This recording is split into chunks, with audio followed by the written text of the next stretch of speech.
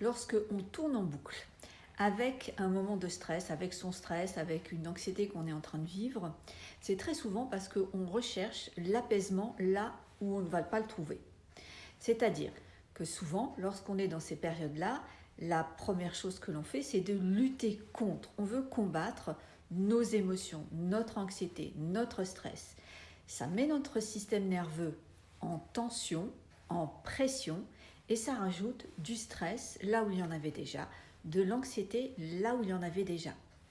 L'apaisement ne peut pas venir quand on lutte contre nos émotions inconfortables ou désagréables. On ne peut pas vivre de l'apaisement quand on ne se supporte pas, quand on est anxieux. On ne peut pas vivre de l'apaisement quand on est déçu de soi, lorsqu'on vit une phase de tristesse. L'apaisement se produit quand une émotion est accueillie, pas quand une émotion est combattue. Une émotion qui est combattue est une émotion qui va s'installer, qui va être renforcée. L'apaisement ne vient pas par le refus de nos émotions, mais par notre capacité à leur faire de la place.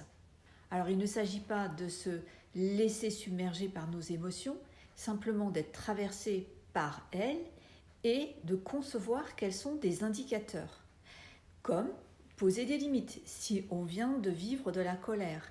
Tout ça peut demander de reconstruire ou construire une confiance en soi pour s'accueillir dans les moments de colère, de tristesse ou de peur que l'on peut vivre. Développer une confiance en soi, une sécurité intérieure permet de ne plus dépendre de toujours aller bien parce qu'on est en mesure, on sait qu'on pourra s'accueillir dans toutes ces phases émotionnelles que l'on peut vivre.